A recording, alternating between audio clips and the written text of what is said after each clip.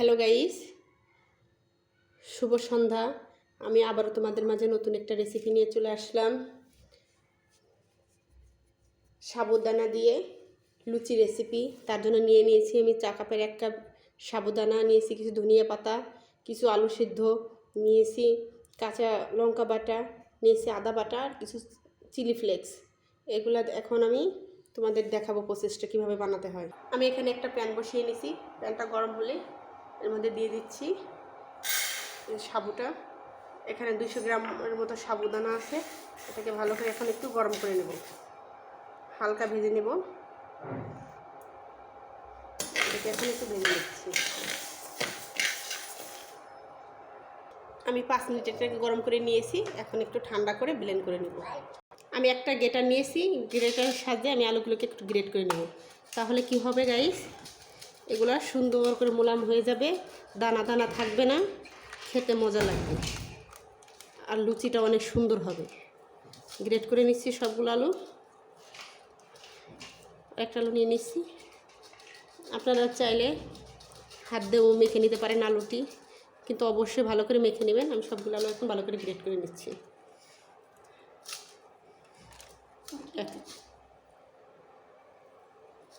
সবগুলো এক এক করে গ্রেট করে নেব।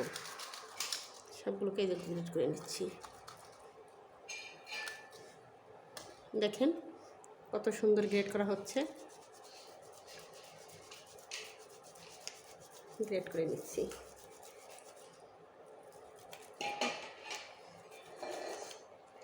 এগুলোকে আমি এখন এক সাইড করে রেখে দেব। হয়ে গেছে গ্রেট করা, দেখেন গাইস কত সুন্দর গ্রেট করা হয়ে গিয়েছে। রেখে এখন সবগুলোকে ব্লেন্ড করে নেব। দেখেন গাইস, আমি যে ব্লেন্ড করে নিছি কত সুন্দর ব্লেন্ড হয়ে গিয়েছে। এখন এর মধ্যে এই যে আলুর মধ্যে দিয়ে দিব সাবুদানা ব্লেন্ড করার পাউডারটি, দিয়ে নেব ধনিয়া পাতা কুচি, দিয়ে নেব কাঁচা ঝাল বাটা, দিয়ে নেব আদা বাটা, দিয়ে নিব চিলি ফ্লেক্স, দিয়ে নিব ভেজে রাখা জিরার গুঁড়ো, দিয়ে নিব স্বাদ মতো লবণ, দিয়ে নিব স্বাদ মতো চিনি, দিয়ে নিচ্ছি সামান্য পরিমাণ তেল, 4 চামচের 2 চামচ পরিমাণ দিয়ে নিচ্ছি। দিয়ে এগুলোকে ভালো করে একসাথে মিশিয়ে নেব। অল্প অল্প করে পানি দিয়ে ভালো করে এটা মাখিয়ে নেব। আগে বেশি করে পানি দিবেন না, অল্প অল্প করে দিয়ে মাখিয়ে নেবেন। আমি এখন সবগুলোকে ভালো করে মেখে নিচ্ছি। দেখেন গাইস, আমার মেখে নেওয়া হয়ে গিয়েছে।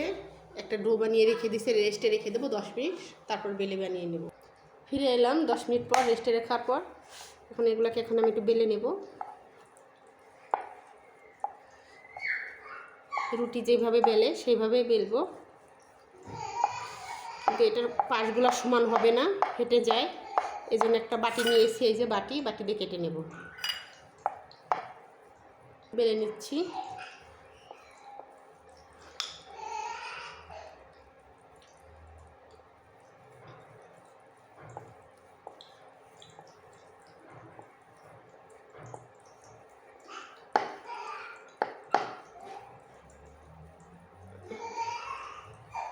দুটা কাটবো, 2টা 3টা যা হয় কেটে নিব।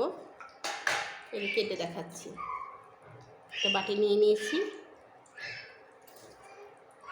এইভাবে কেটে নেব। ওই সাইডে আরেকটু একটু কেটে নেওয়া যাবে, বাড়িয়ে নিচ্ছি। এখানেও আরেকটা কেটে নেব, আরেকটু বাড়াতে হবে।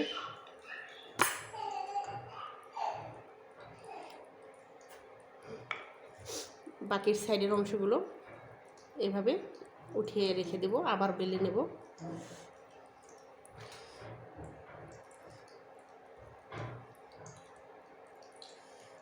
এখন একটা তুলে দেখাচ্ছি। দেখেন গাইস কতটা সুন্দর হয়েছে। এটা তুলে নিচ্ছি। দেখেন এখন এগুলোকে ভেজে নেব।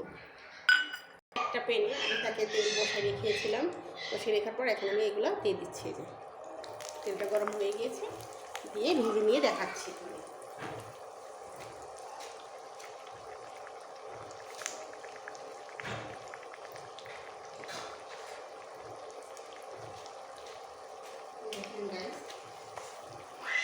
একটু পরে ফুলে উঠবে, কি সুন্দর।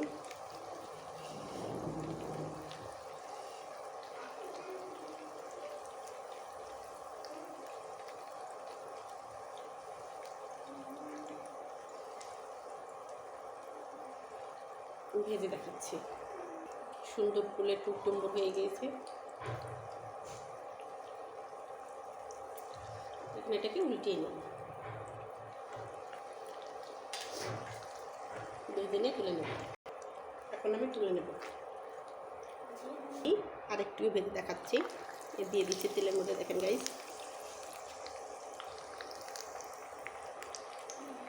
দেখেন গাইস কি সুন্দর ফুলে উঠেছে। এখন এটাকে আমি উল্টিয়ে নিচ্ছি। এভাবে সবগুলোকে আমি ভেজে নেব। আমার ভিডিওটা যদি আপনাদের ভালো লেগে থাকে অবশ্যই লাইক করবেন, শেয়ার করবেন, সাবস্ক্রাইব করে আমার পাশে থাকবেন। পাশে থাকা বেল বাটনটি ক্লিক করে দিবেন। আর একবার হলে বাসায় এভাবে তৈরি করে খেয়ে দেখবেন। সাবর লুচি খেতে যেমন মজা তেমন পুষ্টিকর। এখন সবগুলোকে ভেজে নেব। আর একটু ভেজে নিয়েছি, এখন এই উল্টিয়ে দেব।